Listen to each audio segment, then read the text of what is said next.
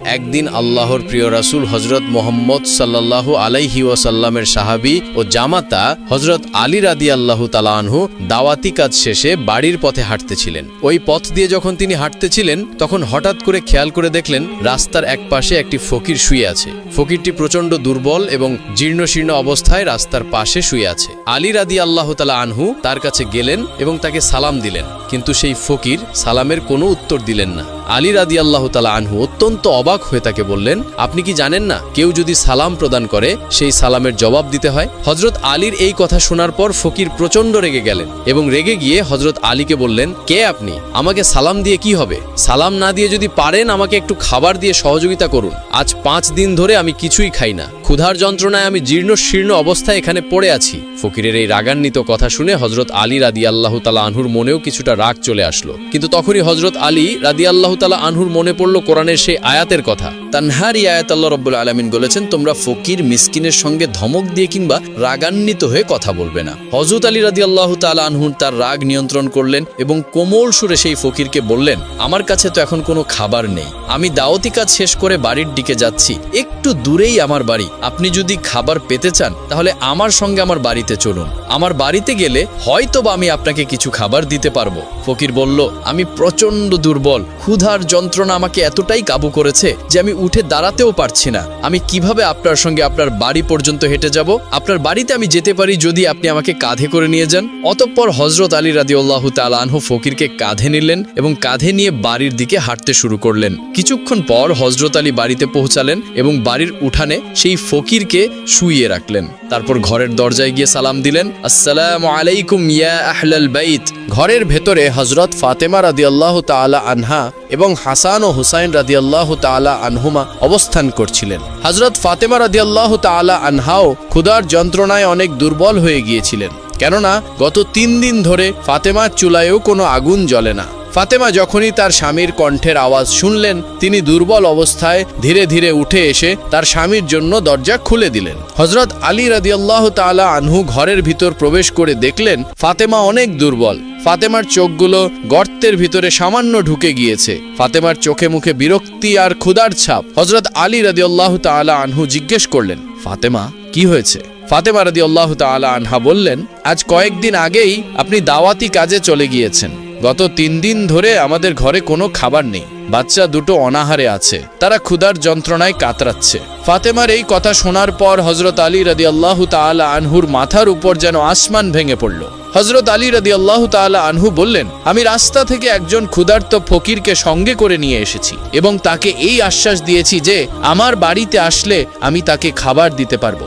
এখন তো ঘরে কোনো প্রকার খাবার নেই, আমি সেই ফকিরকে কোথা থেকে খাবার দিব? হযরত আলী রাদিয়াল্লাহু তাআলা আনহু আর দেরি করলেন না, তিনি জায়নামাজ বিছিয়ে 4 রাকাত সালাতুল হাজত আদায় করে নিলেন। অতঃপর আলী রাদিয়াল্লাহু তাআলা আনহু আল্লাহর দরবারে বললেন, তুমি তো রহমান, তুমি তো রাহিম, তুমি তো মেহেরবান, তুমি চাইলে সবই সম্ভব। একজন ফকিরকে আমি মেহমান করে বাড়িতে নিয়ে এসেছি, এখন যদি তাকে খাবার দিতে না পারি তাহলে তার সামনে আমি লজ্জিত হব। ইয়া রব্বুল আলামিন, তুমি আমার সম্মান রক্ষা করো, আমাকে সাহায্য করো। আমি আমার ক্ষুধার্ত স্ত্রীর জন্য খাবার চাই না, আমার ক্ষুধার্ত সন্তানদের জন্য খাবার চাই না, আমি শুধু সেই ফকিরকে দেবার জন্য তোমার দরবারে খাবার চাই। তুমি দয়া করে আমাকে সাহায্য করো, তোমার রহম দিয়ে আমাকে পরিপূর্ণ করো। হযরত আলী রাদিয়াল্লাহু তাআলা আনহুর এই দোয়া আল্লাহ রাব্বুল আলামিনের আরশে পৌঁছে গেল।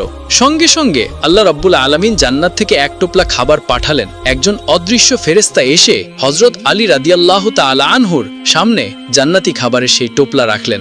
অতঃপর আলী রাদিয়াল্লাহু তাআলা আনহু মুনাজাত শেষ করে যখন খাবারের টোপলা দেখলেন তিনি আল্লাহ রাব্বুল আলামিনের দরবারে শুকরিয়া আদায় করতে লাগলেন। মা ফাতেমার ঘরে জান্নাতি খাবারের টোপলা, চতুর্দিক থেকে যেন জান্নাতি ঘ্রাণ বের হচ্ছে। পাশের কক্ষ থেকে হযরত হাসান এবং হুসাইন রাদিয়াল্লাহু তাআলা আনহু খাবারের ঘ্রাণ পেয়ে ছুটে আসলেন এই কক্ষে। হযরত হাসান এবং হুসাইন রাদিয়াল্লাহু তাআলা আনহু এক দৌড়ে এসে হযরত আলীকে জড়িয়ে ধরলেন। হযরত হাসান বলতে লাগলেন, আব্বাজান, গত 3 দিন ধরে আমরা কিছুই খাইনি। হযরত হুসাইন রাদিয়াল্লাহু তাআলা আনহু হাসানকে বললেন, ভাই, আমার কাছে মায়ের চেয়ে আমার বাবাই অনেক ভালো, কেননা গত 3 দিন ধরে মায়ের কাছে কতবার খাবার চাইলাম, মা একবারও আমাদের একটুও খাবার দিল না। আর দেখো না বাবা আমাদের জন্য কত খাবার নিয়ে এসেছে। হুসাইনের এই কথা শুনে মা ফাতেমা রাদিয়াল্লাহু তাআলা আনহা মুচকি হাসলেন। হযরত আলী রাদিয়াল্লাহু তাআলা আনহু সকলের উদ্দেশ্যে বললেন, এই খাবার তোমাদের জন্য না, বাহিরে একজন ফকির অপেক্ষা করছে এবং আমি তাকে খাবার দেব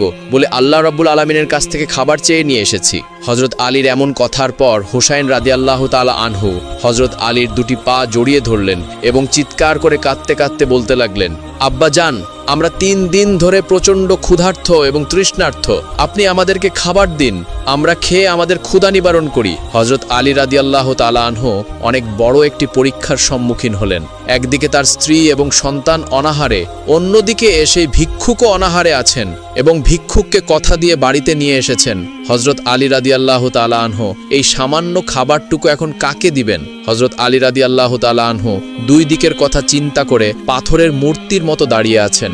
এমন সময় হযরত আলীর মনে পড়ল, আল্লাহ রাব্বুল আলামিন কুরআনুল কারিমে বলেছেন, নিশ্চয় সম্পদ এবং সন্তান হবে ফিতনার মূল কারণ।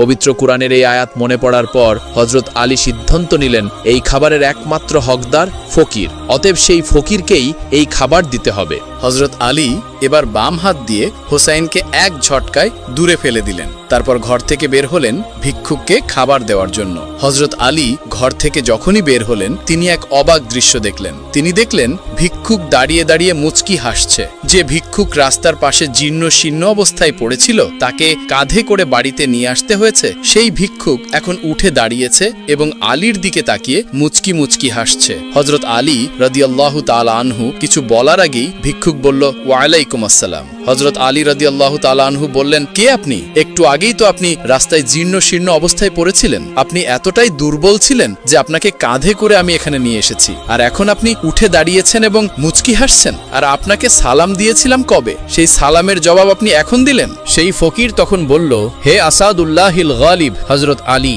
আমি আর কেউ নই, আমি আল্লাহ রব্বুল আলামিনের রহমতের ফেরেশতা। আমি আপনাকে পরীক্ষা করার জন্য এত কিছু করেছি। নবীর সাহাবীদের মধ্যে আপনি এমন একজন ব্যক্তি, আপনি একসঙ্গে এতগুলো ডিগ্রি অর্জন করেছেন, নবীর আর অন্য কোনো সাহাবী অর্জন করতে পারেনি। একদিকে আপনি আসাদুল্লাহিল গালিব, কাফেরদের জন্য সিংহ, অন্যদিকে রাসূল সাল্লাল্লাহু আলাইহি ওয়াসাল্লাম বলেছেন, আমি হলাম জ্ঞানের রাজ্য, আর সেই রাজ্যে প্রবেশের দরজা হলো হযরত আলী। অন্যদিকে আল্লাহ রব্বুল আলামিন আপনাকে প্রচণ্ড শক্তি দান করেছেন, এই যুগের শ্রেষ্ঠ বীর পালোয়ান আপনি। অন্যদিকে খাতুনে জান্নাত, যিনি জান্নাতি মহিলাদের সর্দারনি হবেন, তার স্বামী আপনি। অন্যদিকে হাসান হোসেন, যারা জান্নাতি যুবকদের সর্দার হবে, তাদের পিতা আপনি। অন্যদিকে আশারাতুল মুবাশশারাহ সদস্য আপনি। জান্নাতি 10 জন সুসংবাদ প্রাপ্ত ব্যক্তির 4 নম্বরে রয়েছেন আপনি। আপনি একমাত্র সাহাবী যিনি এতগুলো গুণে গুণান্বিত হয়েছেন। আপনার প্রতি আল্লাহ রব্বুল আলামিন রাজি খুশি হয়ে আপনাকে এতগুলো গুণে গুণান্বিত করেছেন। এই খাবারের একমাত্র হকদার হলো আপনার পরিবারের সদস্যগণ। আপনি তাদেরকে এই খাবার প্রদান করুন। অন্য আরেক দিনের ঘটনা, একজন উদ্ভট এবং বিকৃত চেহারার ফকির সালমান ফার্সি রাদিয়াল্লাহু তাআলা আনহুকে সঙ্গে নিয়ে মা ফাতেমার বাড়িতে এসেছেন। হযরত সালমান ফার্সি রাদিয়াল্লাহু তাআলা আনহু ফাতেমার দরজায় গিয়ে সালাম দিলেন, আসসালামু আলাইকুম ইয়া আহলাল বাইত।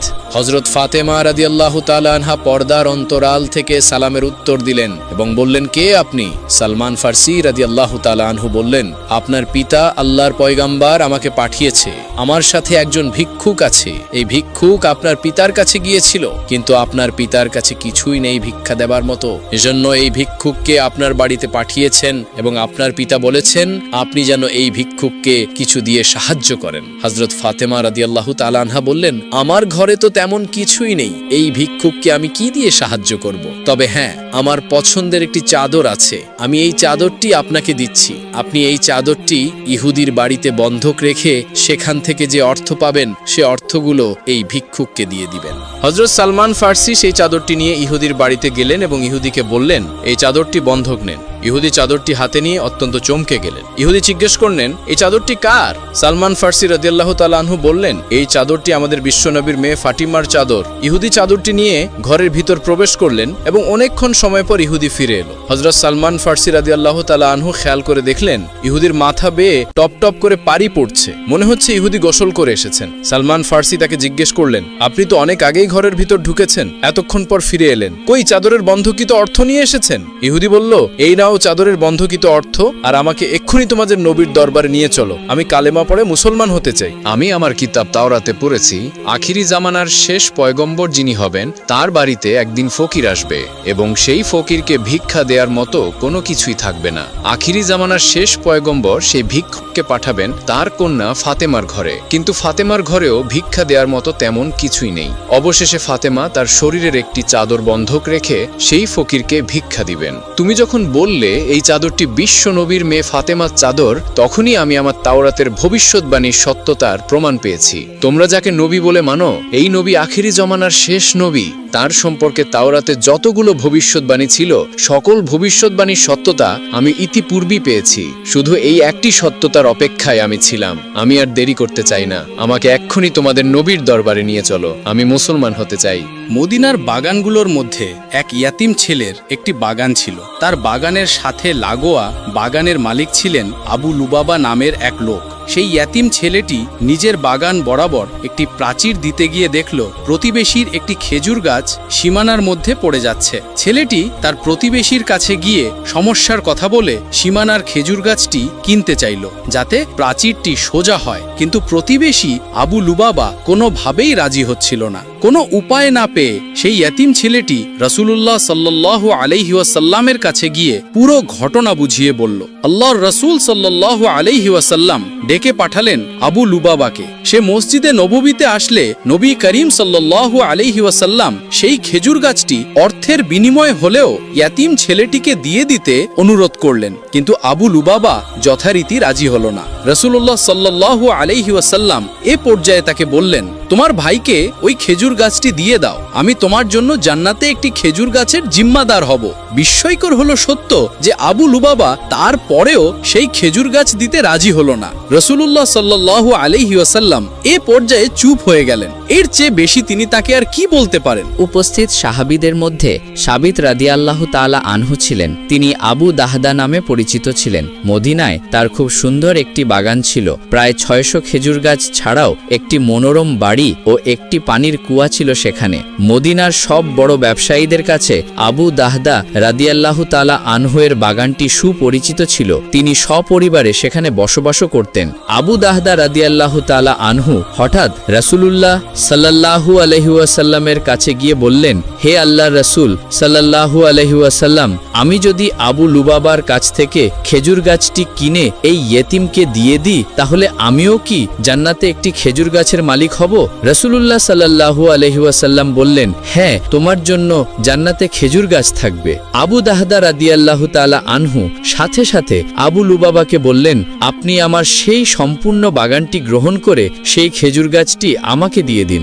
আবু লুবাবা দুনিয়াবি এই বিনিময়ে বিশ্বাস করতে পারছিল না। হুঁশ ফিরলে সে বলল, হ্যাঁ, আমি আপনার খেজুর গাছের বাগানটি গ্রহণ করলাম, বিনিময়ে আমার সেই খেজুর গাছটি আপনাকে দিয়ে দিলাম। হযরত আবু দাহদা রাদিয়াল্লাহু তাআলা আনহু সেই মুহূর্তে খেজুর গাছটি ইয়াতিম ছেলেটিকে উপহার হিসেবে দিয়ে দিলেন। তারপর রাসূলুল্লাহ সাল্লাল্লাহু আলাইহি ওয়াসাল্লামের দিকে তাকিয়ে বললেন, হে রাসূলুল্লাহ সাল্লাল্লাহু আলাইহি ওয়াসাল্লাম, এখন আমি কি জান্নাতে একটি খেজুর গাছের মালিক হলাম? রাসূলুল্লাহ সাল্লাল্লাহু আলাইহি ওয়াসাল্লাম বললেন, আবু দাহদার জন্য জান্নাতে এখন কত বিশাল বিশাল খেজুরের বাগান অপেক্ষা করছে। বর্ণনাকারী হযরত আনাস রাদিয়াল্লাহু তাআলা আনহু বলেন, এই কথাটি রাসূল পাক সাল্লাল্লাহু আলাইহি ওয়াসাল্লাম 1, 2 বা 3 বার বলেননি, বরং খুশি হয়ে বারবার বলেছেন। শেষে আবু দাহদা রাদিয়াল্লাহু তাআলা আনহু সেখান থেকে বের হয়ে সদ্য বিক্রি করে দেয়া সেই বাগানে ফিরে গেলেন। বাড়ির দরজায় এসে স্ত্রীকে ডাক দিলেন তিনি, হে উম্মে দাহদা, বাচ্চাদেরকে নিয়ে বাগান থেকে বের হয়ে আসো, আমি দুনিয়ার এই বাগান বিক্রি করে দিয়েছি। তার স্ত্রী বললেন, আপনি কার কাছে এটি বিক্রি করেছেন? কে কত দাম দিয়ে এটি কিনে নিয়েছে? আবু দাহদা রাদিয়াল্লাহু তাআলা আনহু বললেন, আমি জান্নাতে একটি খেজুর বাগানের বিনিময়ে তা বিক্রি করে দিয়েছি। তার স্ত্রী বললেন, আল্লাহু আকবার, হে আবু দাহদা, আপনি অবশ্যই অত্যন্ত লাভজনক একটি ব্যবসা করেছেন। হযরত তামিম আদ-দারি রাহমাতুল্লাহি আলাইহি বর্ণনা করেন, একবার আমরা আল্লাহ রাসূল সাল্লাল্লাহু আলাইহি ওয়াসাল্লামের খেদমতে হাজির হলাম। তখন আমরা দেখতে পেলাম যে একটি উট দৌড়াতে দৌড়াতে আল্লাহ রাসূল সাল্লাল্লাহু আলাইহি ওয়াসাল্লামের মাথার কাছে এসে দাঁড়িয়ে গেল। দেখে মনে হচ্ছিল উটটি আল্লাহ রাসূল সাল্লাল্লাহু আলাইহি ওয়াসাল্লামের কানে কানে কিছু একটা বলছে।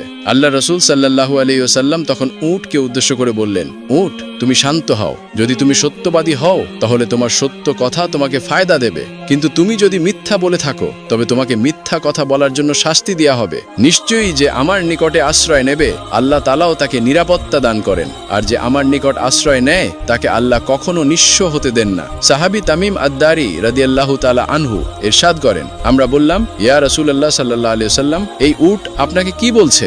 আল্লাহ রাসূল সাল্লাল্লাহু আলাইহি ওয়াসাল্লাম বললেন, এটা আমাকে বলছে যে তার মালিক তাকে জবেহ করে তার মাংস খাওয়ার সিদ্ধান্ত নিয়েছে, তাই সে তার মালিকের কাছ থেকে পালিয়ে এসেছে এবং এখানে সে আমার নিকট সাহায্য চাইছে। তামিম আদ-দারি রাদিয়াল্লাহু তাআলা আনহু বললেন, অতঃপর আমরা নিজেদের মধ্যে গল্পে ব্যস্ত হয়ে গেলাম। হঠাৎ সেই সময় উটের মালিক আমাদের নিকট ছুটে আসলো। সেই উট যখন তার মালিককে আসতে দেখল তখন সে পুনরায় আল্লাহর রাসূল সাল্লাল্লাহু আলাইহি ওয়াসাল্লামের কাছে গিয়ে দাঁড়ালো এবং ঠিক রাসূল সাল্লাল্লাহু আলাইহি ওয়াসাল্লামের বরাবর পেছনে লুকানোর চেষ্টা করল।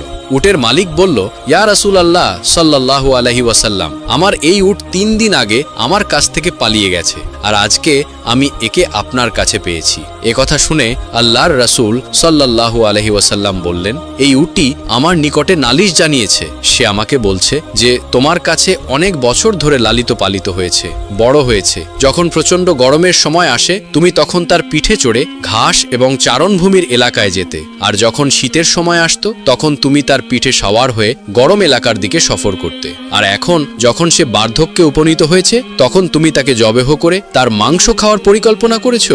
উটটির মালিক বলল, ইয়া রাসূলুল্লাহ সাল্লাল্লাহু আলাইহি ওয়াসাল্লাম, ঘটনা ঠিক তেমনই যেমনটা আপনি বর্ণনা করেছেন, কিন্তু প্রশ্ন হলো উটটি আপনাকে সব জানালো কিভাবে? এই কথা শুনে আল্লাহর রাসূল সাল্লাল্লাহু আলাইহি ওয়াসাল্লাম বললেন, আচ্ছা বলো তো, একজন অনুগত একনিষ্ঠ খাদেমের তার মালিকের প্রতি খেদমতের প্রতিদান কি এটাই পাওয়া উচিত? উটের মালিক বলল, হে রাসূল সাল্লাল্লাহু আলাইহি ওয়াসাল্লাম, এখন আমি একে বিক্রি করব না, একে জবেহ করব না। আপনি যা অনুমতি দেবেন আমি তাই করব।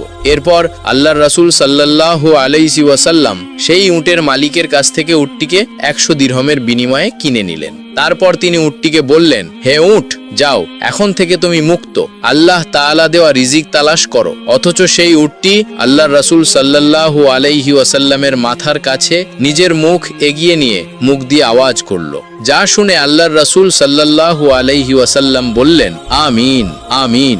এরপর উটটি পুনরায় দোয়া করল। আল্লাহর রাসূল আবারও বললেন, আমিন, আমিন। উটটি পুনরায় দোয়া করল। আল্লাহর রাসূল তৃতীয়বারের মতো বললেন, আমিন, আমিন। কিন্তু উটটি যখন চতুর্থবার একটি শব্দ করল তখন আল্লাহর রাসূল আমিন তো বললেনই না, বরং আবেগপ্রবণ হয়ে কাঁদতে শুরু করলেন এবং বলতে লাগলেন, হায় আমার উম্মত, হায় আমার উম্মত। এমনকি রাসূল সাল্লাল্লাহু আলাইহি ওয়াসাল্লামের চোখ থেকে অশ্রু বের হতে লাগলো। সাহাবী তামিম আদ-দারি রাদিয়াল্লাহু তাআলা আনহু বললেন, আমরা জিজ্ঞাসা করলাম, হে রাসূলুল্লাহ সাল্লাল্লাহু আলাইহি ওয়াসাল্লাম, এই উট আপনাকে কি বলছে?